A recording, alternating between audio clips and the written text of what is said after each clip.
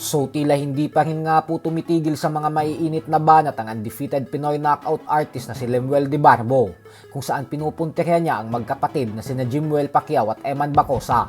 Matapos po kasing tirahin ni De Barbo si Bacosa kahapon, kung saan sinabi nitong magtuos daw silang dalawa sa kahit anong timbang para sa isang Asian title fight, at nagawin daw nitong corner si Jimwell at Michael Pacquiao para hindi ito masyadong kabahan, ay binanata naman nito ngayon ang panganay na anak ng ating pambansang kamao na si Jimwell.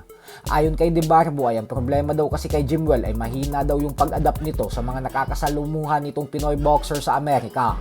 Ang tagal daw nitong nakasama si Mark Magsayo, pero hindi pa daw nito binilisan yung progreso niya.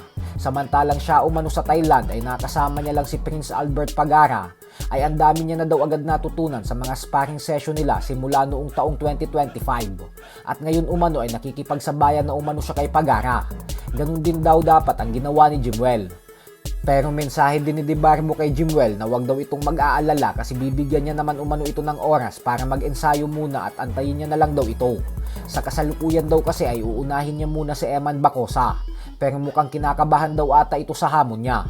Sa kasalukuyan po ay wala pa namang nagiging sagot si Eman Bacosa at Jimwell Pacquiao sa mga patutsada sa kanila ni De Barbo, pero mukhang hindi naman ata sasagot ang magkapatid. Ganun pa man ay sinabi din ni De Barbo sa magkapatid na kailanman umano ay hindi nakuha ng magkapatid ang bilis ng kanilang ama, at bagko siya daw talaga ang tunay na nagmana at nagdadala sa galing at abilidad ng ating pambansang kamao Manny Pacquiao pagdating sa boxing.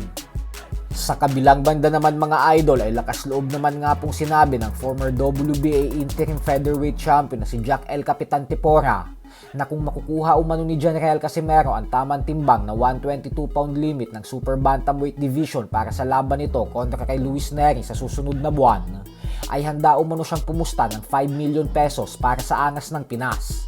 Giit ni Tipora na buong buo daw kasi ang tiwala niya kay Casimero na mananalo pagdating sa laban. Pero pagdating umano sa pagkuha ng tamang timbang, ay doon umano siya walang tiwala kay Cuadro Alas.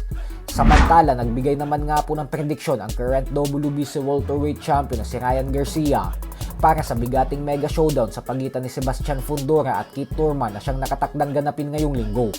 Ayon kay Garcia ay nakikita niya daw na matatalo via knockout si Thurman sa kamay ng higanteng kampyon. Pero kung sakali man umano na hindi man knockout si Thurman, ay itaga nyo daw sa bato ang kanyang prediksyon na wala umanong pag-asang manalo si Thurman sa laban na ito. Habang si Shakur Stevenson naman ay muling tinira si Garcia. Matapos nitong sabihin na overrated fighter daw si Garcia, wala naman daw talaga itong bilang sa boxing kasi tinanggal lang umano ni Rolando Romero ang left hook nito sa laban at wala na itong nagawa.